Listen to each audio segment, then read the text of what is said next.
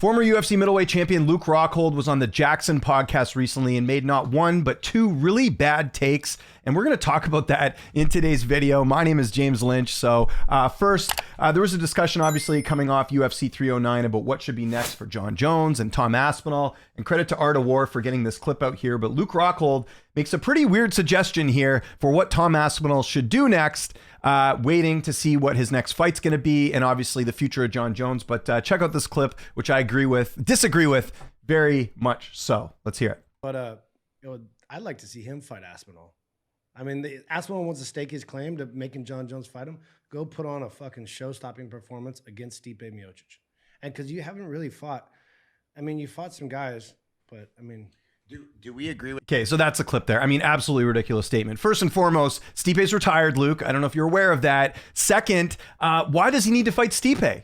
He would beat Stipe Miocic. I don't think anyone watching that fight on Saturday felt like that was a competitive fight. Jon Jones got the win. He got it done. But I don't know how you watch that fight and think, oh, yeah, you know, Tom's got to prove himself a little bit more. He's got to go out there and fight someone else in order to fight Jon Jones. I am so tired of this narrative, guys. Let's look at Tom's resume. Again, he is fighting who he's been given.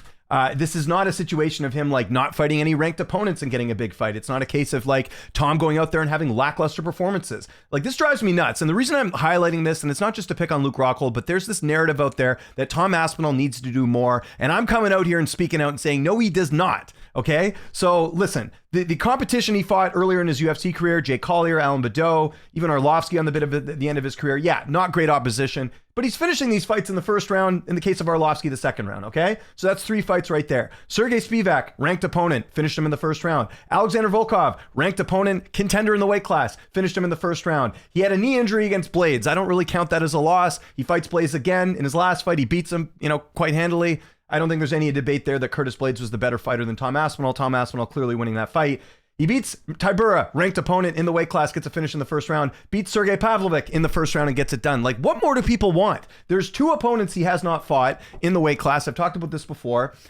You've got at heavyweight, you've got Gone, which, I think that would be a good fight, but I don't think that's the fight that Aspinall needs to fight Jon Jones. I think Tom Aspinall will beat Cyril Gane, especially with how good Tom Aspinall's ground game is. We've seen Gane get submitted against Jon Jones. We saw him get taken down by Francis Ngannou, who really isn't much of a wrestler, but took him down anyways, who was also injured in that fight. Like, honestly, if they made a fight right now between Cyril Gane and Tom Aspinall is going to be the favorite. And the only other name here is Jailton Almeida, who's a bit of an up-and-comer. I think he's like 33, which is relatively young for the weight class. But we've seen him have pretty bad performances against Derek Lewis. We saw him lose to Curtis Blades, the same Curtis Blades who Tom Aspinall beat in his last fight. So the reason I'm highlighting this is because I am so sick of people being like, Aspinall needs to prove more. No, he does not. If they want to make the fight with him and Jon, Aspinall certainly earned it. He's gone out of his way to, like I said, finish all of his opponents. He's had a good run in the UFC. Like, I don't know what more needs to be done. And to suggest Stipe after what, like, I don't know how you watch that fight and think, yeah, he's got to get through Stipe because, Stipe put out a good effort. There's that. So again, and Rockhold obviously missing the big, point here in that Stipe's retired. So that's not even a possibility. But I get annoyed with this because there's certain guys just not doing their research. And there's casual fans probably watching the show and thinking, wow, that's interesting. No one's brought up Stipe before because he's retired.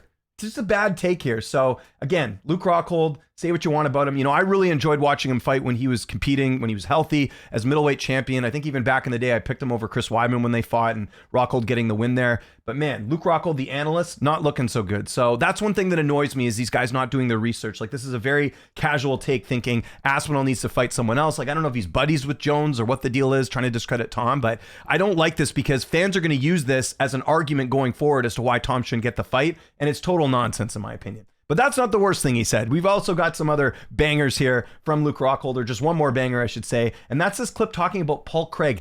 None of this in this clip makes sense. I'm actually going to watch it because it's a short clip first, and then I'll give you my take on how wrong Luke Rockhold is about this. But this is, again, from the Jackson podcast. And a thing that also annoys me about the show, and I do like the Jackson podcast, by the way. Like, they get good guests. They get really good content. Like, I like the stuff with TJ Dillashaw, Garbrandt, and that type of stuff. But if the hosts are on here, like, check Luke Rockhold when he's wrong here. He's absolutely wrong about this take, and we'll get into it, and I'll talk about it after. at anything. If you're that good of a prospect, this kid was calling out me. He's calling out a lot of he's talking shit to a lot of people. You didn't see what I did to Paul Craig? Tree fought him. Yeah. And Tree beat him. You can kind of walk us through how you beat this guy right here. I thought they was 85. Yo, he went down. But it's just to back up kind of what Luke was saying. There's nothing really that's like crazy that stands out. This was all in the first round. I think I knew that he was trying to shoot. I was just like really comfortable and I just was, still myself and keeping the distance and throwing strikes. But I knew that the only thing he thought he could do to beat me was shoot. In this fight, I was literally mocking him. Paul Craig is not that good at anything. Yeah, so I wanted to replay that last part because I missed off the top where Luke Rockhold starts this out by saying Paul Craig is not good at anything. Dude, you're not doing your research, at all. Not even a slight little bit of research. Paul Craig is not good at anything. He's only the only fighter to submit Magomed Ankalaev and Jamal Hill. He must be decent at something, and that something might be jiu-jitsu. Again, he's got wins over, he's still the only guy to beat Magomed Ankalaev. How is that not him being good at anything? So that's the first part. Saying he's not good at anything. This is a guy who has a ton of submission wins in the weight class. At light heavyweight, by the way. 13 wins by submission. I'd say he's pretty good at jiu-jitsu, Luke. So there's that. Then there's Jamal Hill. Broke his arm. Still the only guy to, submit. Well, I guess technically TKO, but he's the only guy to break Jamal Hill's arm. Let's put it that way. And then he beats Krylov, which is a win that has aged quite well. Now, look, he's obviously on the tail end of his career now. He's lost 3 in a row. He might even get released after this fight. But, again, Luke Rockhold and the hosts and no one checking him on this saying hey, Paul Craig's actually really good at submissions. That's part of the reason why Bo Nickel didn't wrestle or take this fight to the ground was because of Paul Craig's, threat. So that's the first thing I have a problem with, which is Luke, again, not doing his research, not knowing who Paul Craig is. Then Luke calls him a kid. Did you hear that part where he's like, this kid was calling me out? Because remember, Luke was at light heavyweight when he fought Jan Blachowicz. He calls him a kid. Paul Craig, 36 years old. Luke Rockhold, 40 years old, if I'm not mistaken. He's 40. He's a kid. He's 4 years younger than you. He's not a kid. Again, we just had this fight with Bo Nickel, and it was pretty obvious that Bo was fighting the much older opponent. It's also pretty obvious that Bo Nickel is a middleweight, not a light heavyweight. So this whole discussion of Rampage being well, I thought that was at 85. So there's that as well, too. And then, again, Rockhold calling him a kid. It's no, he's not a kid. He just didn't do any research for this. And the fact that they would even highlight this and bring this out as a clip is just who's not fact checking this? And again, this annoys me because they're basically spreading stuff that people are going to, use and not knowing. I mean, there's going to be people out there who watch this clip who think that Rockhold is saying everything correctly. He's not. He's clearly not. When Paul Craig is not a kid. And then one other thing I don't like on here is they're kind of sucking up to Khalil in this clip, right? They're talking about how Khalil beat him. I mean, yes, that was a great win for Khalil Roundtree. What was the result of that? I mean, that fight was in 2017. You beat the crap out of him. Meanwhile, they don't mention the fight after he submits Magomed Ankalaev. And look, Paul Craig's had a pretty decent career. It's one of those anomalies where he has the wins over Ankalaev and Hill. But yeah, Khalil talking about, I was just playing with them. Well, I mean, Khalil, you lost to Johnny Walker. You've lost to other fighters where, it hasn't gone your way. So I just didn't like how they piled on Craig here. And not knowing that he was at 85, not knowing how old he was, come on. So, yeah, again, Luke Rockhold not coming across too great here and just wanted to get the truth out here, guys, because that's none of what was said here makes any sense. Again, there's no reason for Aspinall to fight Stipe. Aspinall would absolutely destroy Stipe Miocic. And then, this idea that Paul Craig is, talking a lot of crap. Or I don't even remember Craig calling out Rockhold. Maybe he did, but does Paul Craig strike you as a guy who deserves to be shit on? He's a pretty game opponent. Look at who he's fought. He's was a huge underdog against Bo Nickel, put up a pretty good fight. Fought Kaio, fought Brendan Allen. He's fought Johnny Walker, Ozdemir. What's not to like about this guy? So anyways, two bad takes there from Luke Rockhold. And again, I think Luke's got to do some more research. And this is the type of stuff that Brendan Schaub gets accused of, just not doing research. And say what you want about me. I make mistakes too.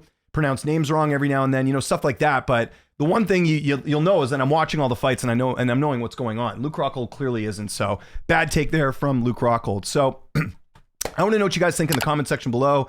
What do you think of these takes? Do you enjoy Luke Rockhold on the Jackson podcast? I don't when I hear stuff like this. Again, I enjoy the show. I like the guests they get, but I just think Luke not doing his research and then them clipping it and them not calling him out on this being wrong is just ridiculous to me. So follow me on Twitter, TikTok, Instagram, @Lynch on Sports. My name is James Lynch. Thanks so much for watching, and I'll see you next time.